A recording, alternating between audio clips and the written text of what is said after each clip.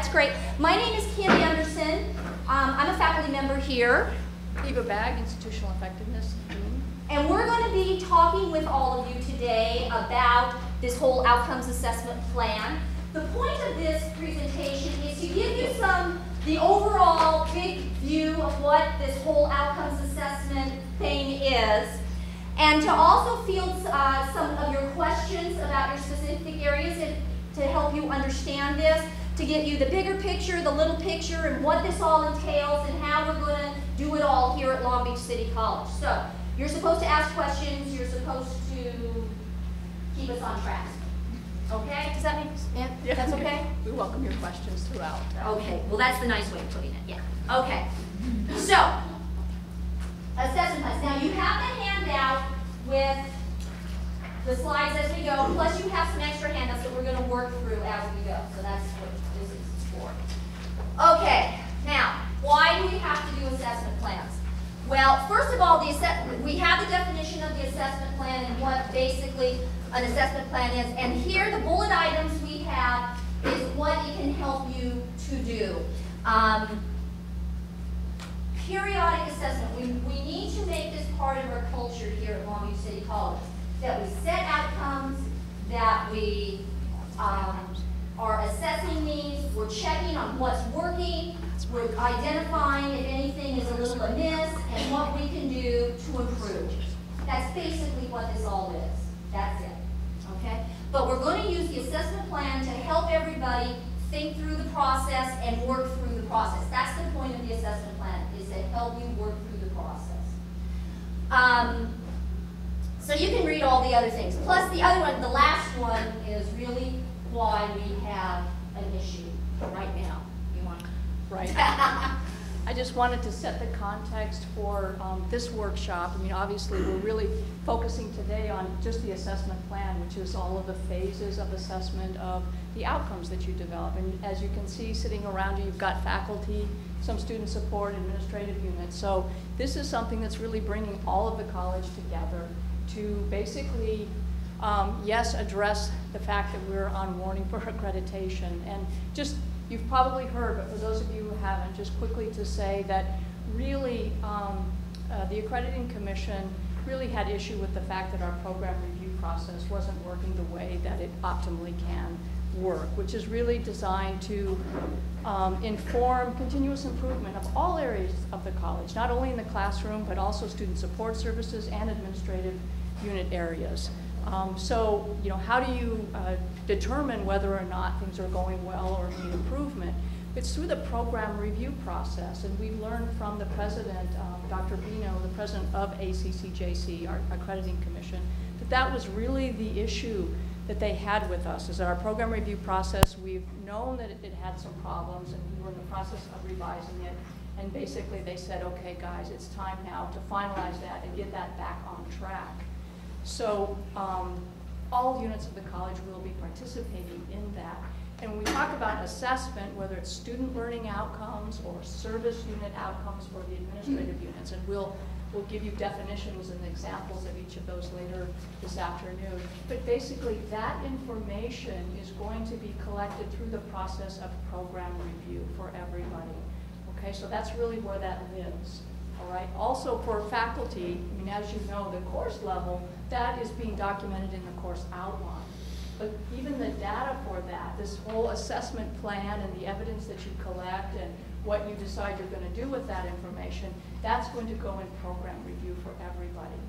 Okay, so this is really an initiative that's bringing the college together in a very consistent way.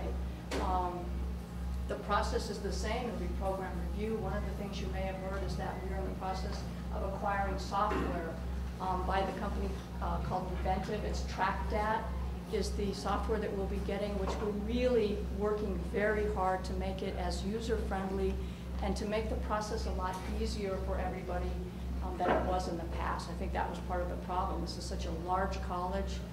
Getting all that data, having it be transparent and useful to people has been a challenge. So we really are hoping that that will make it easier for everybody. Really, that's it. That's the context. So, and we'll get into the details now. Any questions about why we're starting, where we're starting? We're good to go? Yeah. Okay, let's see what's next. Who's involved in organizing the assessment plan? Now, I want to make a distinction between organizing the assessment plans and who's responsible for the assessment plans. There are certain levels that are responsible for organizing the assessment plans. You can see this, but everybody is responsible for assessment of outcomes because you know your areas best. And so everybody, the whole point of all of this is that everybody has a vested interest in all of this, has something to contribute to all of this, and should feel comfortable in contributing to all of this. But there are, and like Eva said, there are certain segments of the college with certain reporting structures. However, we want everybody to understand we're all in this together, and everybody, we can't do this with just a handful of people. Everybody's got to, contribute to the process because this is a college-wide initiative. Now, I initially put this up as course assessment plan development, but as I was going through this, we found out that this is valuable for any outcomes assessment, whether it's the student learning outcomes on the instructional side or the service unit outcomes on the service side of the house. And so these are some things you need to consider going into this assessment loop process that we're talking about. You can see them delineated up here. Time is a consideration. You may come up with some really fabulous ideas, but if you don't have the time to do it, they're not that fabulous. And so we need to, if you start looking at this list, I like to use the term common sense. We need to make sure that the process is helpful to you, provides you with the information that you need to have the kind of discussions and make the kind of decisions that you need, but there needs to be a common sense factor in all of this. So that's what these considerations are up here. Does the data give you the information you need so that you can make the decisions you need to make at your levels and have the kind of dialogue that you need at your levels? Will it meet the ACC standards? There are certain basic assessment tenets that need to be followed, but by and large, as long as everybody is on board and you follow the big broad tenets, there's a lot of flexibility built into this system. So, because all areas are different and have different needs. So that was a conscious effort by all of us. Okay, so everybody's good with that? Yeah, okay, good. Okay, the components of your assessment plan. There are 5 steps in this assessment plan. The first step is identifying your outcomes. And we're going to talk about these in much more detail, but I want you to get all the 5 steps in your head first. The second step is you have to have some type of assessment to look at these outcomes. So you're going to have to identify some type of assessment tool, task, assignment that you're going to need to use. The third step in all of this is establishing some criteria and level of success to see if you've met your success level and met your outcome. The fourth step is once we've done our assessment, you're going to need to sit down and take some time and talk as a group and analyze this information. And what does it say? Now remember, everybody always goes to the negative. I want to emphasize right off the bat, we're looking at both sides of the coin. We're looking at what is working and what maybe needs to be tweaked to improve a little bit. So we're looking at both sides of all of this, and that is very important. Can I just add on to that? Just to reiterate what Kim is saying, we're looking at areas for improvement. One of the things I think that the college is embracing, though, in terms of a philosophy of assessment, this goes for faculty and administrative units. In no way is this assessment data to be used to evaluate the performance of any individual. Okay, that's clear. I mean, faculty are dealing with the issue of self-evaluation. Again, that's a self-evaluation. It's not to be punitive, but there's a lot of administrative unit people in here as well, and it's something that you're going to work on collectively as a unit. In some cases, you're going to be working collaboratively with other units to see how your functions might flow into another one. But I think that's something that just needs to be said off the bat. This is really something that you own. You already have a sensibility of the areas in which you wish you could improve. Ideally where you'd like to see things go. That's the kind of stuff you want to focus your attention on. I really encourage you to not fabricate outcomes for the sake of pumping these things in this assessment plan. The whole idea is that you think about what you're doing. Again, use your intuition to know where you think you can make improvements, and craft your goals and your outcomes around that so that you're investing time and energy into things that are meaningful to you. And you don't need to do a bunch of them. We'll talk a little bit more about how many to do, but the idea is to start slowly, go through this process, see how it works for you, and remember that it's a collaborative effort. It's not reflecting on an individual. It's just to help inform you so that you can feel better about the movement and the progress of your area. So I just needed to put that out there. People are seeming a little bit stressed, and just want to make sure that we alleviate that. Okay. And then once you've all talked about all of this, then you need to go to the fifth step, which is create some type of plan for improvement. If there is something might need to be tweaked a little bit, okay, and that's what we're talking about. And so then once you tweak it, then you're going to take a look and see how that's going, and then we start the whole cycle again. And it's just continuous improvement, and looking at what we're doing and how we're doing it, and how can we continue to, and it just becomes part of how we operate around here. And that's the overview, and that's the point of the assessment plan. This assessment plan is to help you with the process. Okay? All right, no questions. Here is a visual of the actual assessment plan. It is written in columns, one column for each step of the plan. So this just gives you an overall view of what it actually physically looks like. Everybody okay? One column, all right? We're going to be doing an assessment plan for the faculty, one of these plans for each one of your courses. At the program level, one of these plans for each program. That is what officially has to be done. In my area, which is sort of a hybrid where we have instruction and service in it, we found that some of our subunits sort of like this. And so internally, they're going to be using this to sort of help them, but they don't have to formally report out in there. So you can use this in any way that you want to help your area think about improving and what you're doing and how it's going and all of this.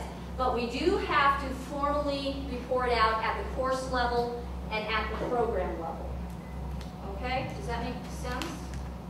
Nobody's going to ask for the definition of program. That's okay. Column number 1 is identify your intended outcomes. The college has determined that there are going to be 2 broad categories of outcomes. One is student learning outcomes, SLOs, and that is for the instructional side of the house.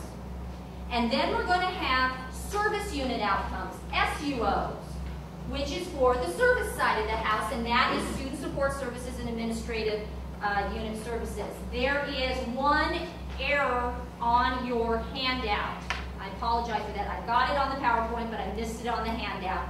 If you could go to this slide right here, you'll see something that says AUOs. Forget that. Cross that out. We never even talked about that. Okay? So number 1 right there. So all you need to know is SLOs for student learning and SUOs for the service sectors. Okay? Should we kind of pull that out? Now, okay. So I see some faculty here. Faculty has already geared up and is working on their course level. What's the difference between an outcome and an objective and all that? So I think most of the faculty here has already got a grip on that. The service units, we might want to jump in a little bit more detail. So folks, there's another handout, if you could please look at it. It's entitled Service Unit Outcomes, SUOs, and Student Learning Outcomes. And I know there's been a lot of people in administrative units have been anxious to get started on this.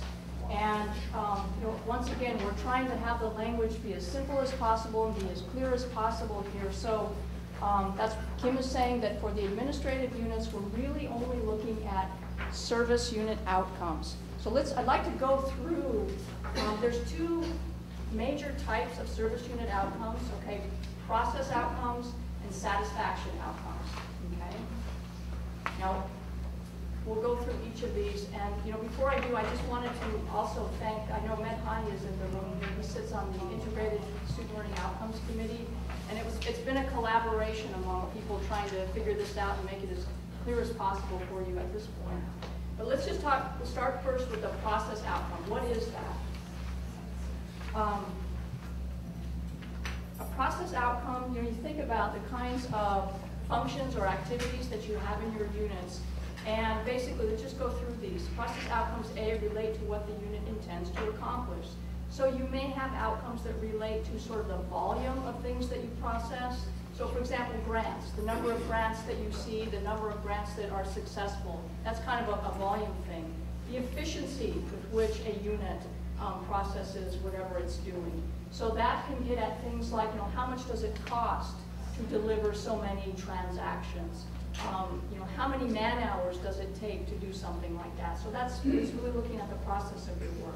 Another type of process outcome, what's the accuracy at which you do whatever it is that you do? There's no audit findings. That might be an outcome that you're shooting for, that kind of thing. Another category of a process outcome, many of you are charged to be in compliance with an external a regulating body. So, your outcome could be that you are in full compliance with that body. So that could, or you may be associated with a professional organization that has a standard list of best practices. That may be another type of process outcome for you. The next one is a little bit more nuanced, and we're calling this the effectiveness of the service in accomplishing an intended outcome. I always like to give the example of, say, the call center. Okay, you can have students calling in with problems, and you could have a process outcome to say, I want to be able to answer, I don't know what it is, a person on the other end is answering 100 calls, per day. Well, you might want to increase the number of calls that they're able to take. Well, you can't just have volume and not think about the effectiveness of the call, right? The idea is that you're resolving the student's problem, hopefully the first time around. And by the way, that might decrease the number of calls coming in because you're not having repeat calls, okay? So that's an example of effectiveness. Another nuanced aspect of effectiveness, and I know, Colleen, you were asking about, a learning outcome that may apply to faculty learning when you deliver. How to use the equipment. We're Long Beach City College, to keep things simple, we're not calling those student learning outcomes.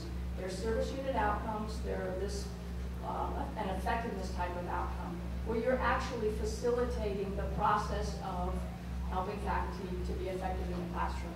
So that's just terminology, so consider that a service unit outcome. And I'm just going to read this note to you because I think it makes it really clear how we're making this distinction. When you do have an administrative unit that is engaged in teaching a client, sometimes it's faculty, sometimes it might be an employer. I think we had the case of small business. But here's how we're going to treat that at Long Beach City College. So we've decided that when a unit supports the learning of a client other than a student, then this outcome will be considered a process service unit outcome. Only in those cases where service units deliberately and systematically design services to promote the learning of students are these services measured in terms of student learning outcomes. So for example, student support services, you have a lot of cases where they're, and I don't know, go ahead, I'm sorry. No, but that's exactly what I was going to ask. Student support services, Yes. I'm working on SLOs and SUOs. Exactly. So we have some functions where we're trying to increase efficiency or communication college-wide. Right. Then we're putting that under our SUOs. Yes. But because we interact with students, we're trying to, in the recruitment office, we're trying to educate them on the programs that we have available at LBCC. Right. Exactly. So Yeah. we would have both, even though we're, not in course. Precisely. So here you're delivering whatever it is to students, they're learning something, and it's systematic and deliberate. Part of the fact that you're assessing it shows that you're focused on that. You may be developing brochures, you may have an orientation or some workshops that you purposefully designed, much like faculty in the classroom, for students to learn specific things, and you're assessing it. You may have a pre-test, post-test, or every survey. So you're right, but again, the distinction is it's for students specifically. So I hope that this makes it clear. I've seen at other colleges where it almost seems a little bit forced, where administrative units are, we're all indirectly support, directly or indirectly supporting student learning, but we didn't want it to be forced in that way. So just stick with service unit outcomes, even if you're training clients, that we're just calling that service unit outcomes. One of the things that you will see in program review when we roll that out in the fall, for administrative units, we are going to ask you to reflect on, what's your mission, what are the functions that your area fulfills, and how do you indirectly support student learning. So you're not asked to specifically assess that, but I think it's a really good practice for us to be cognizant of the fact that we're creating an environment that's conducive to student learning in all of its aspects. Very important. So all areas are important for student learning, period. So any questions about process outcomes that are service unit outcomes? The other type, and also there's examples here, and I'm hoping, we've put some in here that will, hopefully For you. be reflected. So on the second page, it's a satisfaction type of outcome. And again, we're all used to that. We want people to be happy and feel good in coming here, so some of your outcomes may be satisfaction oriented, and it'll apply to some units more than others. Okay, and the typical type of assessment method that you would have would be a survey. Sometimes it can be focus groups, but we'll talk more about that. So those are the two main types of service unit outcomes. Now, whether it's SLOs or SUOs, the statement needs to be written as simple and to the point, and mean what you say, basically. And so here are some ideas on how to avoid complex statements. Using an active verb. All the instructors know about the Magic Bloom's taxonomy and all the wonderful verbs you can use there. But here again, identify specifically what you are getting at. And the more specific you can be, the clearer it will be. Therefore, everything just follows along suit quite nicely that way. One of the things, you state what you want at the end of the experience. When somebody comes into your office, when somebody comes into your class, what do you want them to take away from that experience? And you can think of it in that vein. That sort of then can help you create the outcomes you need. The last couple have to do with courses, and so that the sequential nature and the critical thinking part of that, but I think the instructors are pretty well versed in all of that, unless somebody has a question specifically about that. No? Okay, this is actually the first column of the assessment plan, is identifying your outcomes. For the instructors, you know that each course is 2 to 5 outcomes.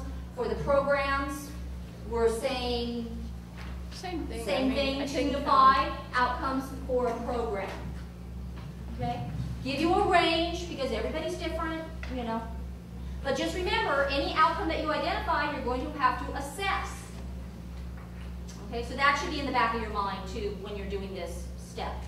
And one of the things that you can do, initially you can identify 2 to 3, 4 outcomes in the fall or by the fall. That's what we're going to be helping the administrative units over the summer. But you may not assess all of those starting in the fall. You may, in your plan, say that I'm going to assess, number 1 and 2 in the fall. The next one will have to come the next year. So, pace yourselves, really. And you will find that once you've gone through one outcome, the whole plan, it will help you get better and even refine the ones that you have. So I really encourage you to just start, try to get as many out there at least stated, but actually collecting the data.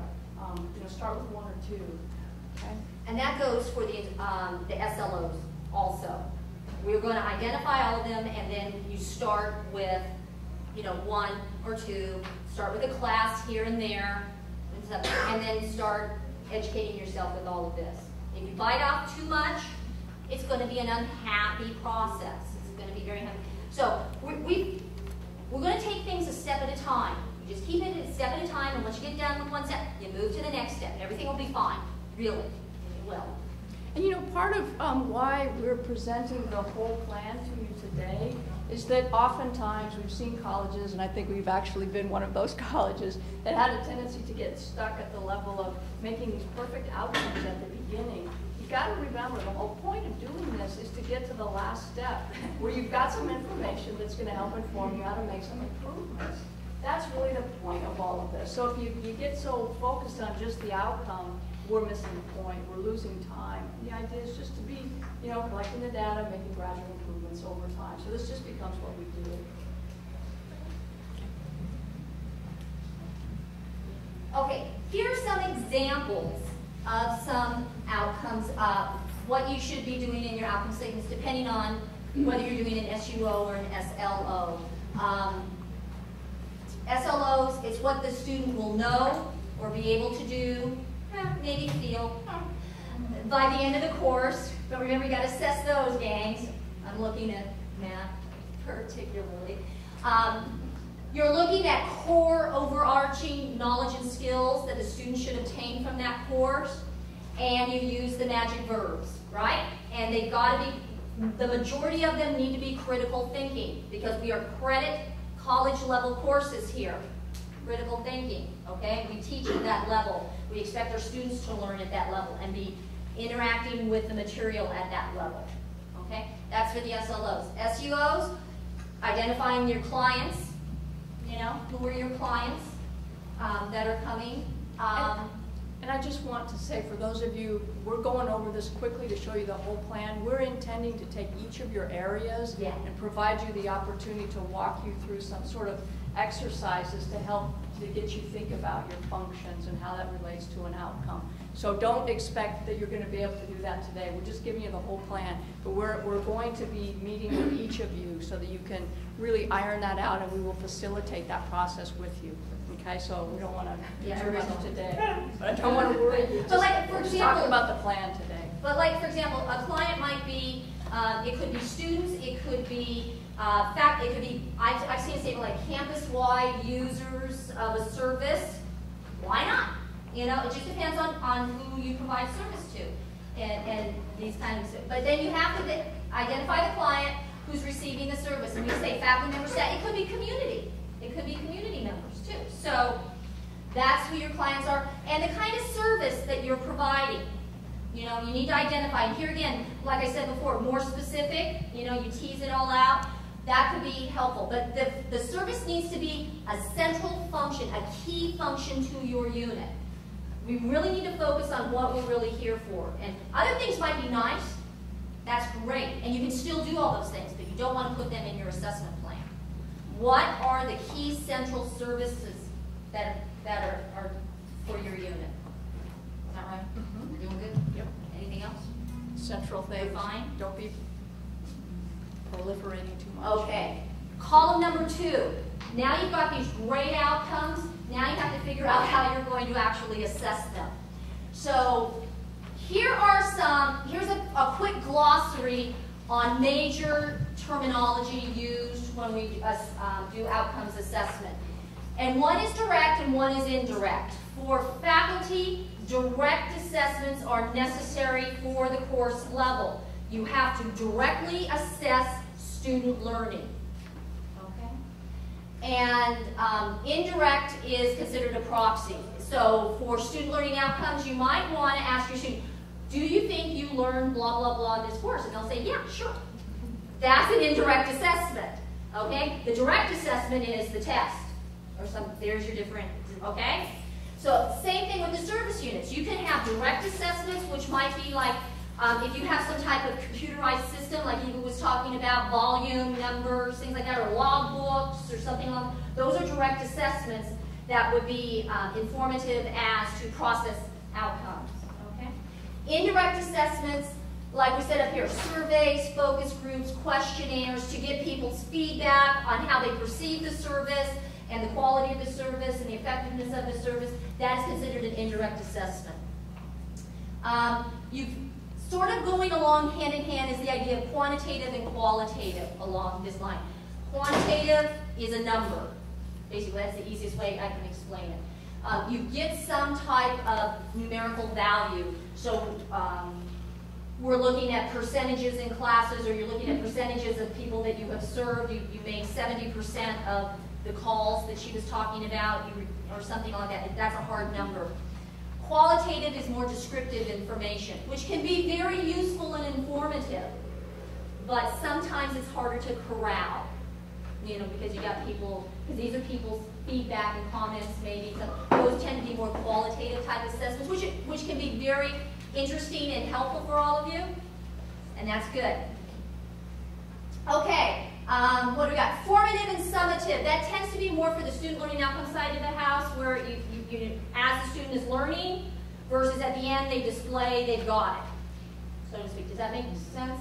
Might be for service units also, maybe if they're doing more of a process, stuff like that. So you have formative versus summative, and then we got the process and the satisfaction for the service units, so we talked about that. So this is just a quick glossary of major vocabulary here. Now, important things for this second column is, one of the things we have found very helpful is that you use a common assessment tool.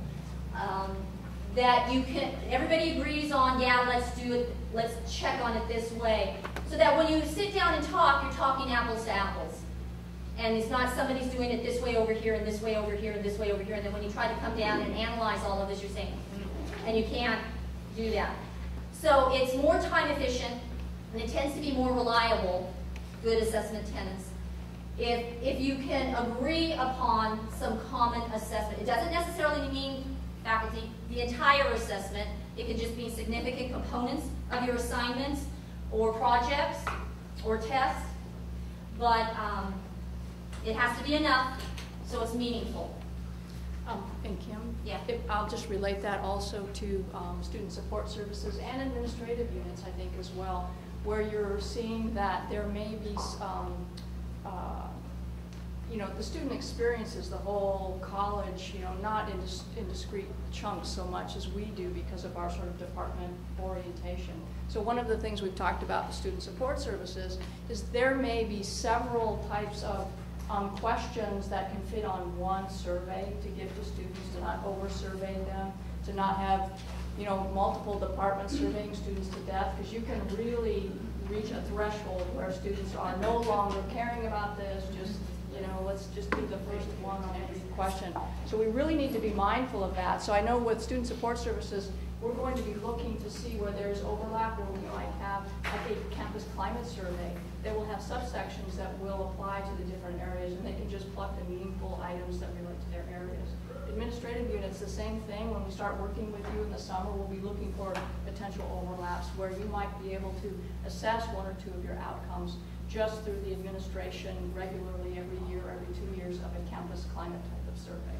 So that's kind of where you know, sharing and having overlap can be relevant for those areas.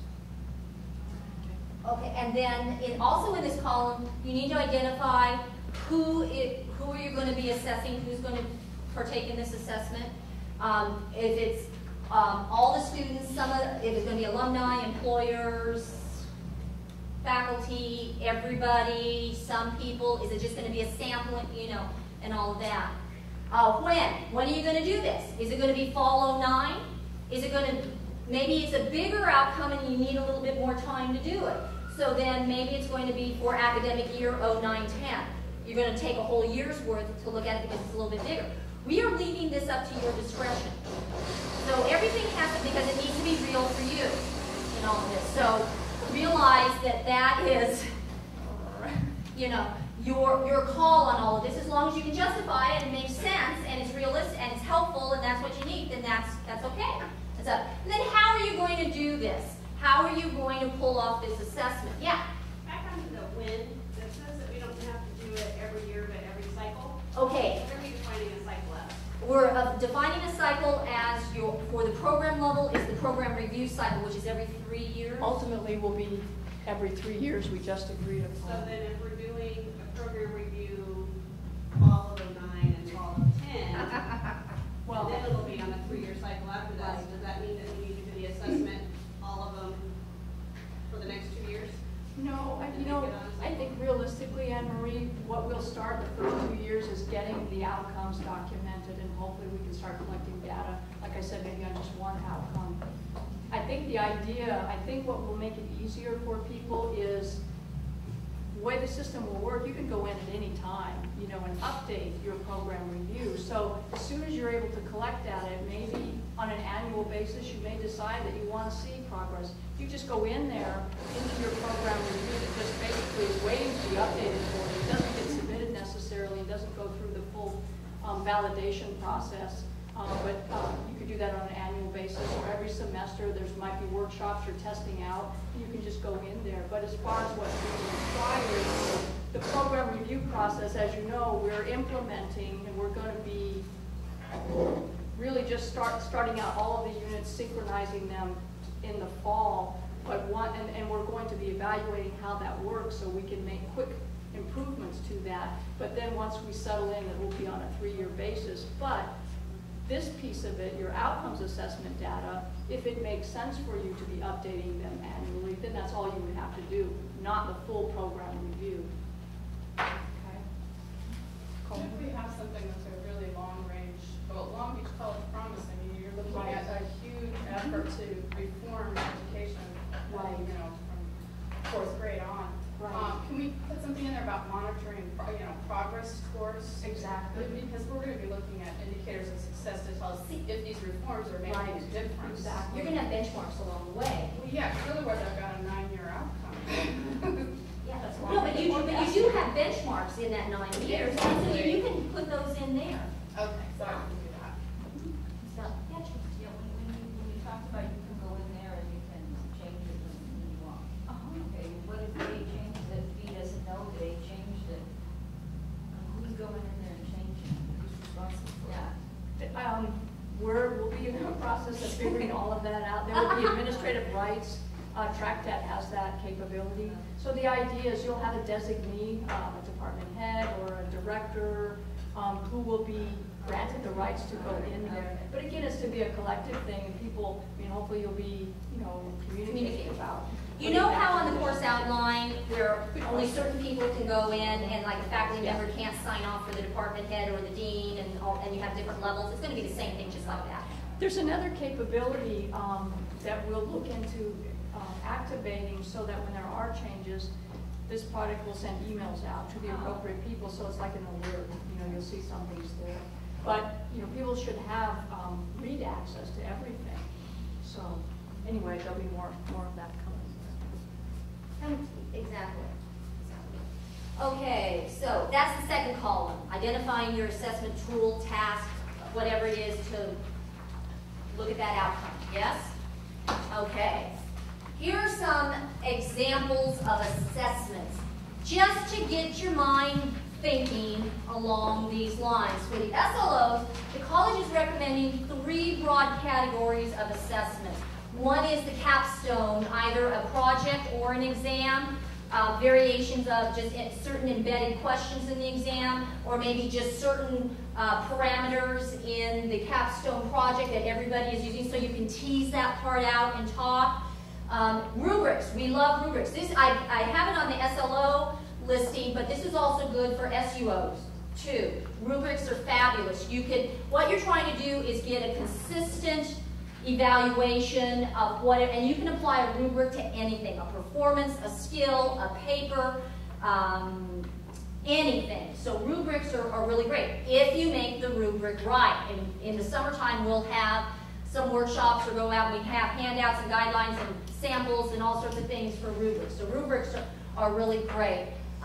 Or the pre and post test model. Same, either a paper or an exam, pre-test, post-test, and then you can take a look at actual student learning.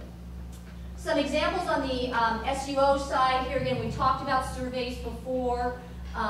Questionnaires are another version of that. We talked about computer tracking systems or using logbooks so you can get some hard data about the efficiency and effectiveness of some services. You may even want to think about doing a focus group where you're not querying everybody, but you're just going out to selected segments of the population that utilizes your services and have them go through a focus group interaction. Right. And I just want to encourage the administrative units to think about the kind of data that you already collect and pay attention to. Absolutely. Chances are you're already doing assessment in a way, and you're just going to have to kind of officially report it into program review.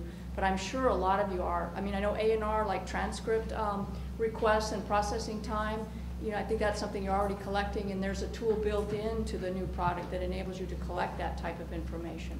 So really, in some cases, you're not going to have to be starting fresh from scratch. You're already getting some of that information. So that might be one of the things that you do when you first sit down with your units, is to talk about what information do we use already to assess, or are our supervisors already asking for. That probably is a really good starting point to not duplicate efforts. You may find that there's some data that you're collecting that you're not using, and you may decide to narrow it down, and there may be things that you can agree upon with your director that's not core, that you don't need to focus on. So anyway. Okay, assistants? Okay. Here's some ideas for you to think about that might help you determine the effectiveness, the efficiency of an assessment tool. One of the things, what we were just talking about, embed them in everyday activities. If you're already doing this, then use it. And so that's just time efficiency. The assessments need to be authentic. It's not just doing it just to do it and get a number and slap it on a piece of paper. So we really want to make sure you identify things that are core and critical, and you're assessing things that really will help your unit or your course or your discipline in that way. Here again, we're clearly defined again, explicit criteria again. As the more specific you can be, the clearer this all becomes. Vagueness is a killer. And so you might start vague and then start drilling down, and then really get to what you really need to get to. And that is a process, and it takes a little time, takes a little discussion, and a little bit of thinking and all of that. But then once you get there, life is good and away you go, and that's really good. Let's see, anything else? Systematically administer. You do this on a regular basis. It's not just a one-time shot, and then you're going to wait 3 years and then do it. It needs to be something that maybe not done every semester like we were talking about before, but it needs to be done on a regular, let's check things out, how are things going type of basis. Does that make sense? Okay, give you an idea, give you some ideas. Okay, third column. Establish your criteria and levels of achievement. There are really 3 points that need to be addressed in this column. The first one is, what is your minimum expectation of success? Typically, this is some type of number. It's a percent. I want 70% of the people that I see. I want 80% of the students that take this assessment tool or something along this. If you have been informally doing this assessment already, you now have some data that can inform you about what this number might be. If you haven't done any outcomes assessment up to this point, we're just going to, I know I'm being taped, but we're just going to make it up right about now to see. But making it up does not mean 20% of the people will do. It would be nice if it was like the majority of the people that are coming through. For right now, just until we get, a baseline on all of this. So that's the first part that needs to be addressed in this column. The second part is your achievement standard. What is your minimum level of success that you're going to be looking at? If you're doing a rubric, one of the things that you do is you have different levels of achievement. Okay, what's your lowest acceptable level there? It might be a number, it might be a descriptor, it might be satisfactory, it might be a C grade, it might, or anything along those lines. That's narrative indicator, might be some type of numeric score when we're doing logbooks or something along those lines. Is that? Yeah, an example of survey, you might say, for all of those items that relate to my department, I would like 90%, it's probably a little bit high, let's say 80% of the respondents, whoever you've identified you're going to administer the survey to, 80% of the respondents give a score of very satisfied or above.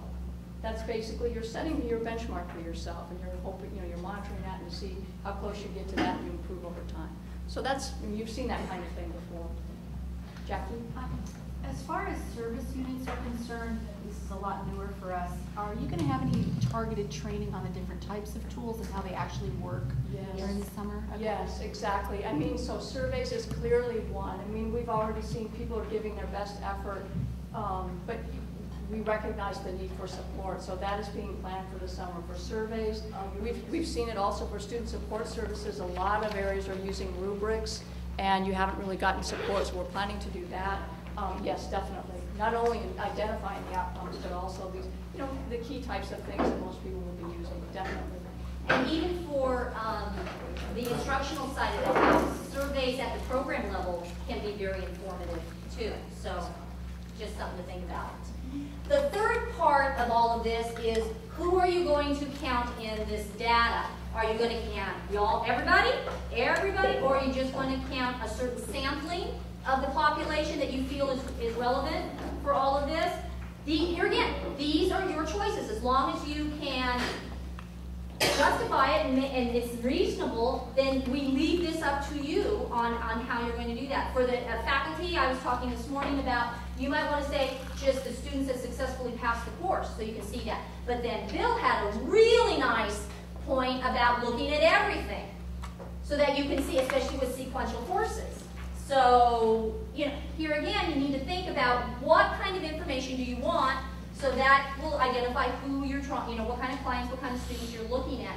But that needs to be identified in this column too. So those three components need to be hit when you fill out the third column.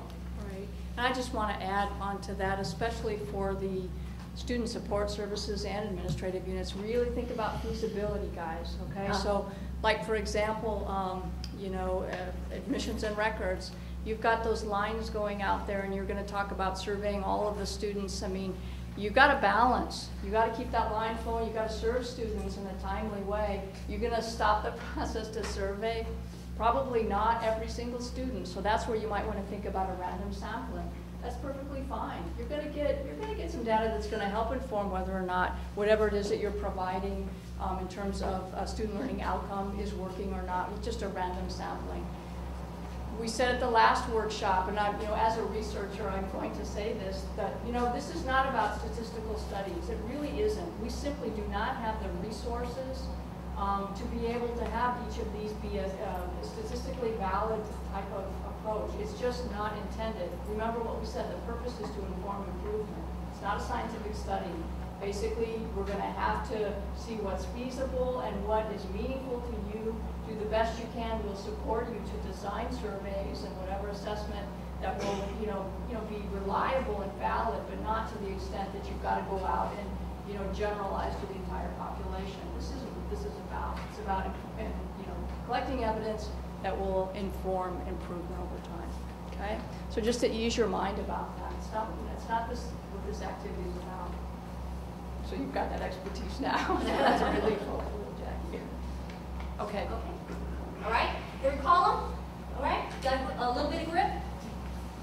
Okay. Fourth column. Now, after you've established your outcome, your assessment tool, and your basic standards, then you have to actually go out and assess and apply the assessment tool and then obtain data back.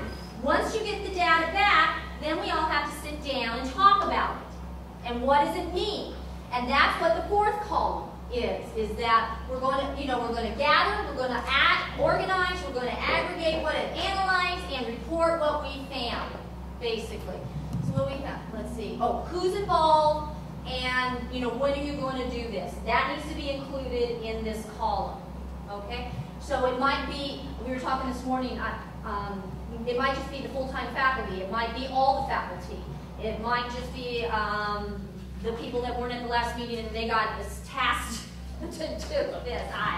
Whatever, here again, whatever you decide to do that. But it does require discussion and collegial interaction so that you can talk about what's going on and how's it going.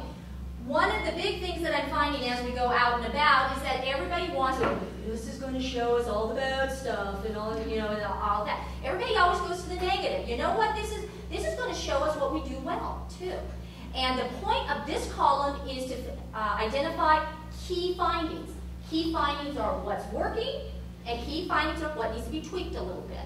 You need to have both in here. Okay? That's only fair. That gives you a full view of that outcome and what's going right and what maybe needs to be tweaked a little bit. So here again, and then that data that you put in this column and then have these key findings will then be your supportable conclusions for all of this. Does that make sense? Because you just can't say, well, I conclude this, but the evidence doesn't show. I mean, it's got to link some way. Just, basically. Okay? So this is where we sit down and talk part.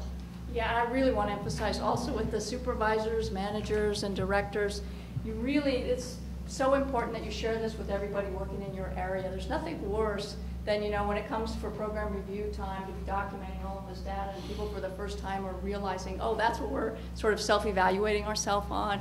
It helps, it brings morale, it brings a focus of everyone together. And then you can come together, as a department to talk about how well you did. So really, and remember from accreditation, that whole new emphasis on dialogue, it's participation, it's ownership of all of it. That's what it's about. Okay. So then that's what's going to be filled in that column. And then once you've analyzed all of this and talked about it, then you have to identify what needs to be adjusted to improve the service, the student learning, whatever. And so that's the last column, okay? Based on these results and what we've talked about, here's what we're going to try to do to improve for this outcome, for that outcome, for this. And when are you going to do it? And how long are you going to do it for before you check on it again? Okay? And then that's what we call closing the loop. And then you keep starting all over again. Whoop, like that. Okay? One of the things that we learned in talking with Dr. Bino of ACCJC, you may have an outcome that you discover pretty steadily. You're doing really well. You're meeting your criteria for success. You may say, okay, I can rely on that function. It's working well. You may not have to collect data for 3 years. What you want to do is focus on the things that you think are problematic, that you want to understand a little better. You're really not sure how well it's working. That's the kind of thing that you would be collecting data on more frequently. But again, you have the freedom to decide that for yourselves. This is something that really, it's to be meaningful, and it's only meaningful to you at the department level. Okay? So just keep that in mind. Okay, basically that's all of what we just talked about on one page right there. And you have this in your packet, so I'm going to skip on. This is basically, if you see this as what it truly is, it's a loop process. It's a cycle. It's not fill out the column and then stick it away and never see it again. Okay, this is a continuous process. Okay, now there is built-in flexibility within this, but the whole point is it's a loop and all of that. And so that's just a visual for this entire process, which you can see the assessment plan correlates with all of this. So that's it. Okay, does that make sense? Now, in your handout, if you go beyond the PowerPoint copies, we have this right here. Everybody with me? Look, 5 columns. Look, 5-step assessment process. Look, this is your assessment plan. Look, it all matches. Okay? Makes sense? Okay, and so then, but this is the blanket set, and you can see that there are, boxes in each one. Okay, one outcome in a box. All the information is going to line up across. The second outcome is in the second box, and all the information lines up. Does that make sense to everybody? Okay, are we good to go? All right. Then we just have some little things about track data and all that kind of stuff. Okay, so there's your visual. Now, next page, these are the concise directions on how to fill out the assessment plan.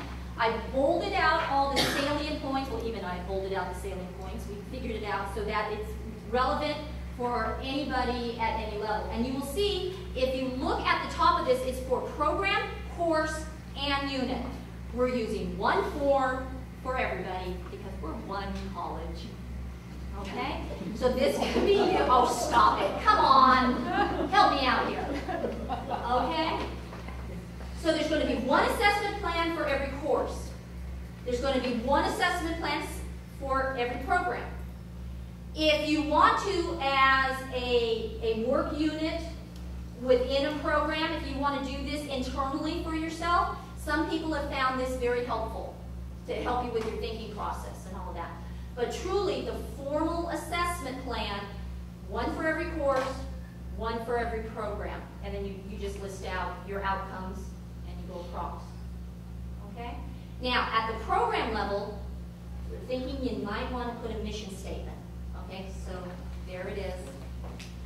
Right, and this will be actually in the program review template when we get tracked down. We'll ask for the mission. And again, it's just an opportunity to get really clear and concise about the function, the purpose of what you do. What's your purpose? And your outcomes are results of the purpose. Okay? Now, so those are your concise directions, but if you really feel a need, and you're that anal retentive, here are detailed directions. Okay? You thought you were done, but no, okay? So you have multiple pages of more detailed directions. Here again, to help you think through this and make it as helpful and meaningful for you as possible. That's the point of all of this. We started with that thought, and I want to end with that thought. That's the point of this, okay? It's not stick it in the closet. You're not going to do that anymore. Okay? And then this is going to help you with your program review, because all of this relates to your program review. Okie doke?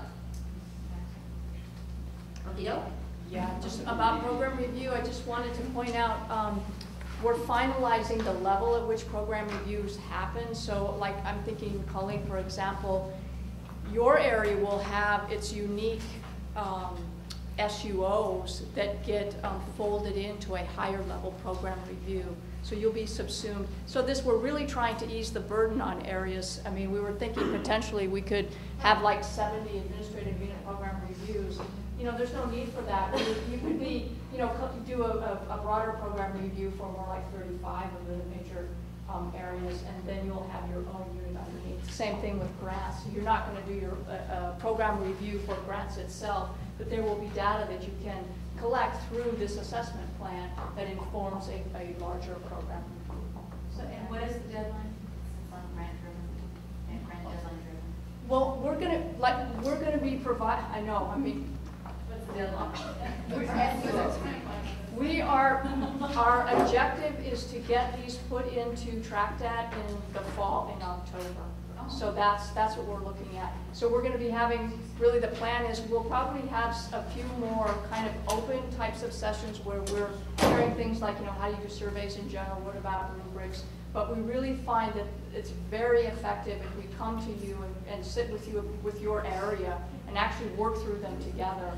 And we're hoping that we can even, when we get TrackDat up, we can actually sit with you and you're doing the work there. So it's not like, you know, we give you some instructions, send you off, you know, to be doing this on your own, that we, you know, it will facilitate the opportunity for you to collaborate with your peers, and then we can help you and actually get it into the system. So over the, you know, up in August, hopefully you'll have a good number of those already ready to go officially with program review in the fall.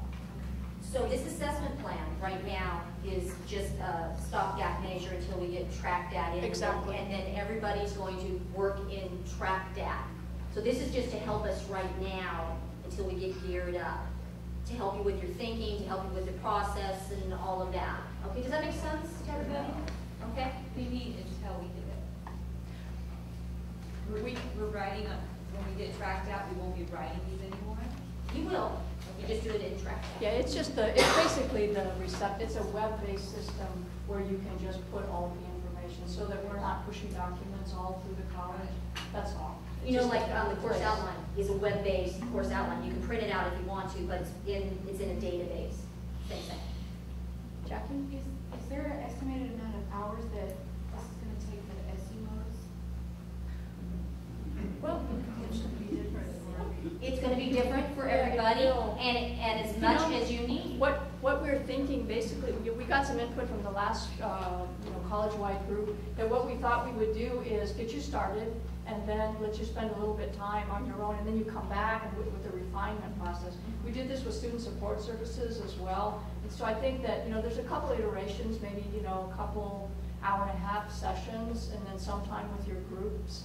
I think you should be able to do that. I think the main thing, we're very conscious of, you need the feedback sooner than later, because you can go off on a track and not be sure. So that's what we're going to try and time the support to make it work as efficiently as possible. But I mean, I think within 3-4 hours you should be able to be very comfortable with things. I mean, the survey, you know, that may take a little bit longer, but again, we'll provide, you know, institutional effectiveness office is there to provide some support for that. So, but actually writing your outcomes and, you know, writing the skeleton of the plan, I'm thinking something like 3-4 hours. And one of the things that we've learned from the SLOs is once you get started, it takes a while to sort of gear up, and the first 1 or 2 takes a little thing, but then once you get it, you get it. And it flows a lot better. So once you get over that initial hump, things start working a little bit better. So that's one thing we've learned from the faculty. So that's good. Yeah, Kevin. So we're going to be entering like into a Word or Excel document initially, and then we're going to be transferring that into TrackDAP, or are we hoping that someone will be able to directly pop into TrackDAP? Because I know it's kind of a negotiation for TrackDAP. Well, I mean, we've agreed to purchase it. It's just, it's the setup time. We're going to do our best to have it ready in the fall. But in the meantime, But if not, like, then for we use the example, assessment plan. Yeah. So during this summer, if Use you the do assessment this, plan. Right. You just type it up and then Exactly. it doesn't copy paste or something. You copy and paste. That's what I mean. I just Exactly. mean you're not Right. See? Control C.